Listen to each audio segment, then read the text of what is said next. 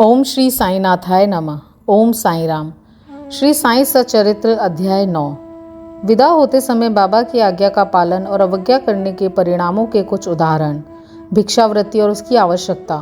भक्तों तरकट कुटुंब के अनुभव। गत अध्याय के अंत में केवल इतना ही संकेत किया गया था कि लौटते समय जिन्होंने बाबा के आदेशों का पालन किया वे सकुशल घर लौटे और जिन्होंने अवज्ञा की उन्हें दुर्घटनाओं का सामना करना पड़ा। इस अध्याय में कथन अन्य कई पुष्टिकारक घटनाओं और अन्य विषयों के साथ विस्तार पूर्वक समझाया जाएगा। शिरडी यात्रा की विशेषता। शिरडी यात्रा की एक विशेषता यह थी कि बाबा की आज्ञा के बिना कोई भी शिरडी से प्रस्थान नहीं कर सकता था, और यदि किसी ने किया भी तो मानो उसने अनेकों कष्टों को निमंत्रण दे दिया। परंतु यदि किसी को शिरडी छोड़ने की आज्ञा हुई तो फिर वहां उसका ठहरना नहीं हो सकता था।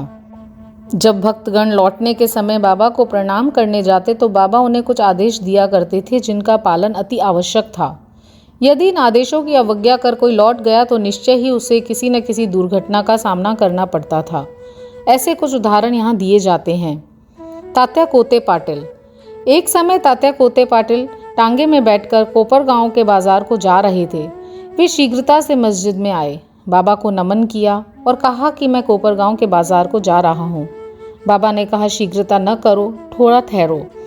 बाजार जाने का विचार छोड़ दो और गांव के बाहर न जाओ। उसकी उतावली को देखकर बाबा ने कहा, अच्छा कम से कम श्यामा को साथ लेते जाओ। बाबा की आज्ञा की अवहेलना करके उन्होंने तुरंत तांगा आगे बढ़ाया। तांगे के 2 घोड़ों में से एक घोड़ा, जिसका मूल्य लगभग 300 रुपये था, अति चंचल और द्रुतगामी था। रास्ते में सांवली विहिर ग्राम पार होने के पश्चात ही वह अधिक वेग से दौड़ने लगा। अकस्मात ही उसकी कमर में मोच आ गई और वह वहीं गिर पड़ा। यद्यपि तात्या को अधिक चोट तो न आई, परंतु उन्हें अपनी साई माँ के आदेशों की स्मृति अवश्य हो आई।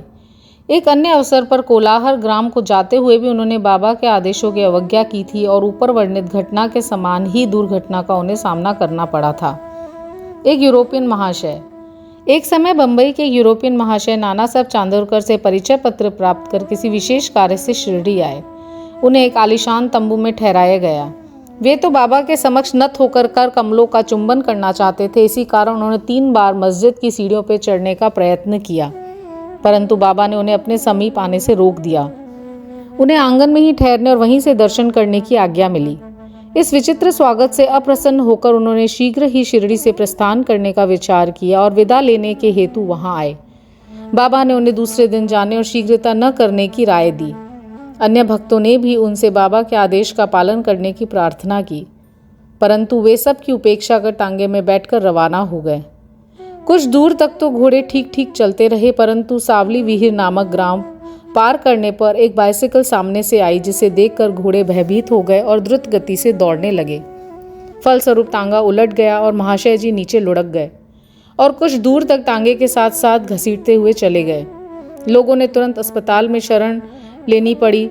इस घटना से भक्तों ने शिक्षा ग्रहण की कि जो बाबा के आदेशों की अवहेलना करते हैं उन्हें किसी न किसी प्रकार की दुर्घटना का शिकार होना ही पड़ता है। जो आज्ञा का पालन करते हैं वे सकुशल और सुखपूर्वक घर पहुंच जाते हैं। भिक्षावृत्ति की आवश्यकता। अब हम भिक्षावृत्ति के प्रश्न पर विचार करेंगे। संभव है कुछ लोगों के मन में संदेह उत्पन्न हो कि जब बाबा इतने श्रेष्ठ पुरुष थे तो फिर उन्होंने आजीवन भिक्षावृत्ति पर ही क्यों निर्वाह किया। इस प्रश्न को 2 दृष्टिकोण समक्ष रखकर हल किया जा सकता है। पहला दृष्टिकोण, भिक्षावृत्ति पर निर्वाह करने का कौन अधिकारी है। शास्त्रानुसार वे व्यक्ति जिन्होंने 3 मुख्य आसक्तियां कामिनी, कांचन और कीर्ति का त्याग कर आसक्ति मुक्त हो संन्यास ग्रहण कर लिया हो, वे ही भिक्षावृत्ति के उपयुक्त अधिकारी हैं, क्योंकि वे अपने गृह में भोजन तैयार कराने का प्रबंध नहीं कर सकते। अतः उन्हें भोजन कराने का भार गृहस्थों पर ही है। श्री साईं बाबा न तो गृहस्थ थे और न वानप्रस्थी।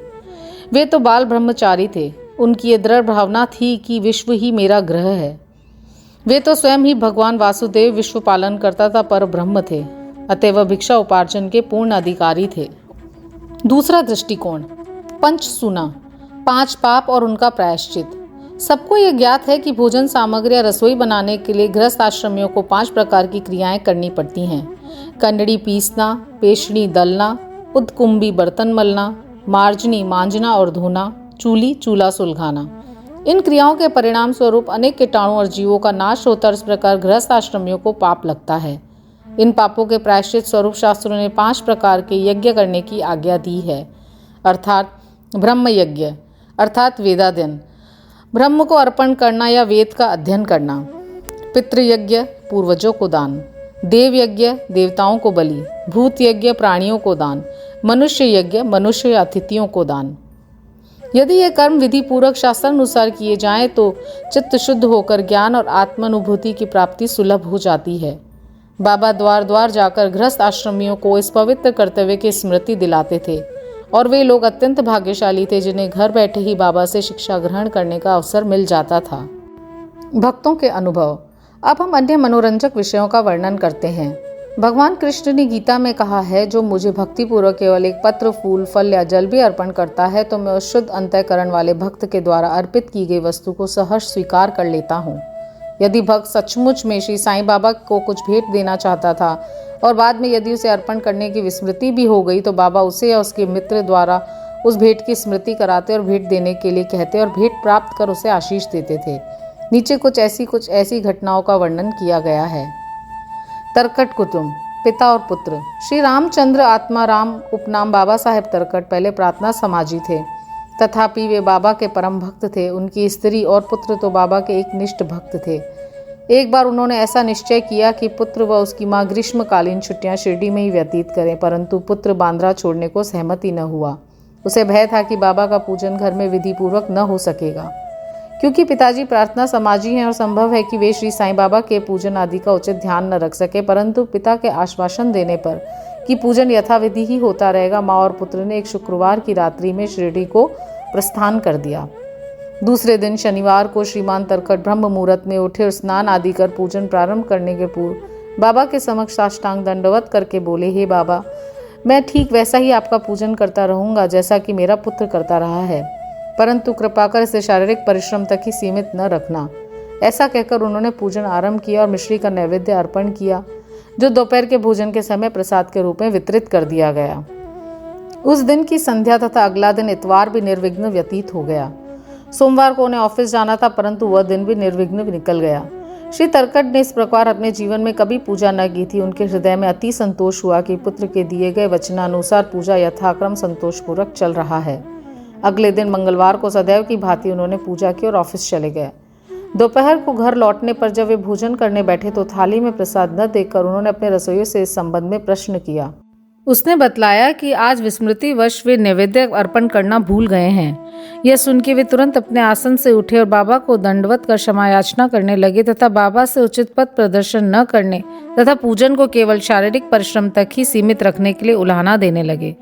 उन्होंने संपूर्ण घटना का विवरण अपने पुत्र को पत्र द्वारा सूचित किया और उससे प्रार्थना की कि वह पत्र बाबा के श्री चरणों पर रखकर उनसे कहे कि वे इस अपराध के लिए क्षमा प्रार्थी हैं। यह घटना बांद्रा में लगभग दोपहर को हुई थी और उसी समय शिरडी में जब दोपहर की आरती प्रारंभ होने ही वाली थी कि बाबा ने श्रीमती तरकट से कहा, माँ, मैं कुछ भोजन पाने के विचार से तुम्हारे घर बांद्रा गया था। द्वार में ताला लगा देखकर भी मैंने किसी प्रकार गृह में प्रवेश किया, परंतु वहां देखा कि भाऊ श्री तरकट मेरे लिए कुछ भी खाने को नहीं रख गए हैं, अतः मैं भूखा ही लौट आया हूँ। किसी को भी बाबा के वचनों का अभिप्राय समझ में नहीं आया, परंतु उनका पुत्र जो समीप ही खड़ा था सब कुछ समझ गया कि बांद्रा में पूजन में कुछ तो त्रुटि हो गई है, इसलिए वह बाबा से लौटने की अनुमति मांगने लगा। परंतु बाबा ने आज्ञा न दी और वहीं पूजन करने का आदेश दिया। उनके पुत्र ने शिरडी में जो कुछ हुआ उसे पत्र में लिखकर पिता को भेजा और भविष्य में पूजन में सावधानी बरतने की विनती की। दोनों पत्र डाक द्वारा दूसरे दिन दोनों पक्षों को मिले। क्या यह घटना आश्चर्यपूर्ण नहीं है? श्रीमती तरकट। एक समय श्रीमती तरकट ने 3 वस्तुएं अर्थात भरित, भूरता यानी मसाला मिश्रित भुना हुआ बैंगन और दही, काचर्या बैंगन के गोल टुकड़े घी में तले हुए और पेड़ा मिठाई बाबा के लिए भेजी। बाबा ने उन्हें किस प्रकार स्वीकार किया इसे अब देखेंगे। बांद्रा के श्री रघुवीर भास्कर पुरंदरे बाबा के परम भक्त थे। एक समय वे शिरडी को जा रहे थे। श्रीमती तरकट ने श्रीमती पुरंदरे को 2 बैंगन दिए और उनसे प्रार्थना की कि वे शिरडी पहुंचने पर एक बैंगन का भुर्ता और दूसरे का काचर्या बनाकर बाबा को भेंट कर दे। शिरडी पहुंचने पर श्रीमती पुरंदरे भुर्ता लेकर मस्जिद गई। बाबा उसी समय भोजन को बैठे ही थे। बाबा को भुर्ता बड़ा स्वादिष्ट प्रतीत हुआ, इस कारण उन्होंने थोड़ा थोड़ा सभी को वितरित किया। इसके पश्चात बाबा ने काचर्या लाने को कहा। राधा कृष्ण माई के पास संदेशा भेजा गया कि बाबा काचर्या मांग रहे हैं। वे बड़े असमंजस में पड़ गई कि अब क्या करना चाहिए। बैंगन की तो अभी ऋतु ही नहीं है। अब समस्या उत्पन्न हुई कि बैंगन किस प्रकार उपलब्ध हो। जब इस बात का पता लगाया गया कि भुरता लाया कौन था, तब ज्ञात हुआ कि बैंगन श्रीमती पुरंदरे लाई थी और उन्हें ही काचर्या बनाने का कार्य सौंपा गया था। अब प्रत्येक को बाबा की इस पूछताछ का अभिप्राय विदित हो गया और सबको बाबा की सर्वज्ञता पर महान आश्चर्य हुआ। दिसंबर सन 1915 में श्री गोविंद बालाराम मानकर शिरडी जाकर वहां अपनी पिता की अंत्येष्टि क्रिया करना चाहते थे। प्रस्थान करने से पूर्व वे श्रीमती तरखट से मिलने आए। श्रीमती तरखट बाबा के लिए कुछ भेंट शिरडी भेजना चाहती थी। उन्होंने पूरा घर छान डाला, परंतु केवल एक पेड़े के अतिरिक्त कुछ न मिला, और वह पेड़ा भी अर्पित नैवेद्य का था। बालक गोविंद ऐसी परिस्थिति देखकर रोने लगा, परंतु फिर भी अति प्रेम के कारण वही पेड़ा बाबा के लिए भेज दिया। उन्हें पूर्ण विश्वास था कि बाबा उसे अवश्य स्वीकार कर लेंगे। शिरडी पहुंचने पर गोविंद मानकर बाबा के दर्शनार्थ गए, परंतु वहां पेड़ा ले जाना भूल गए। बाबा यह सब चुपचाप देखते रहे, परंतु जब वह पुनः संध्या समय बिना पेड़ा लिए वहां पहुंचे तो फिर बाबा शांत न रह सके। उन्होंने पूछा कि तुम मेरे लिए क्या लाए हो? उत्तर मिला, कुछ नहीं। बाबा ने पुनः प्रश्न किया। उसने वही उपयुक्त उत्तर फिर दोहरा दिया। अब बाबा ने स्पष्ट शब्दों में पूछा, क्या तुम्हें माँ श्रीमती तरखट ने चलते समय कुछ मिठाई नहीं दी थी? अब उसे स्मृति हो आई और वह बहुत ही लज्जित हुआ और बाबा से क्षमा याचना करने लगा। वह दौड़कर शीघ्र ही वापस गया और पेड़ा लाकर बाबा के सम्मुख रख दिया। बाबा ने तुरंत ही पेड़ा खा लिया। इस प्रकार श्रीमती तरखट की भेंट बाबा ने स्वीकार की और भक्त मुझ पर विश्वास करता है, इसलिए मैं स्वीकार कर लेता हूँ, यह भगवत वचन सिद्ध हुआ। बाबा का संतोषपूर्वक भोजन। एक समय श्रीमती तरखट शिरडी गई थी। दोपहर का भोजन प्राय तैयार हो चुका था और थालियां परोसी जा रही थी। उसी समय वहां एक भूखा कुत्ता आया और भौंकने लगा। श्रीमती तरखट तुरंत उठी और उन्होंने रोटी का एक टुकड़ा कुत्ते को डाल दिया। कुत्ता बड़ी रुचि के साथ उससे खा गया। संध्या के समय जब वे मस्जिद में आकर बैठी तो बाबा ने उनसे कहा, माँ, आज तुमने मुझे बड़े प्रेम से खिलाया। मेरी भूखी आत्मा को बड़ी सांत्वना मिली है। सदैव ऐसा ही करती रहो, तुम्हें कभी न कभी इसका उत्तम फल अवश्य प्राप्त होगा। इस मस्जिद में बैठकर मैं कभी असत्य नहीं बोलूंगा। सदैव मुझ पर ऐसा ही अनुग्रह करती रहो। पहले भूखों को भोजन कराओ, बाद में तुम भोजन किया करो। इसे अच्छी तरह ध्यान में रखो। बाबा के शब्दों का अर्थ उनकी समझ में ना आया, इसलिए उन्होंने प्रश्न किया, भला मैं किस प्रकार भोजन करा सकती हूँ? मैं तो स्वयं दूसरों पर निर्भर हूँ और उन्हें दाम देकर भोजन प्राप्त करती हूँ।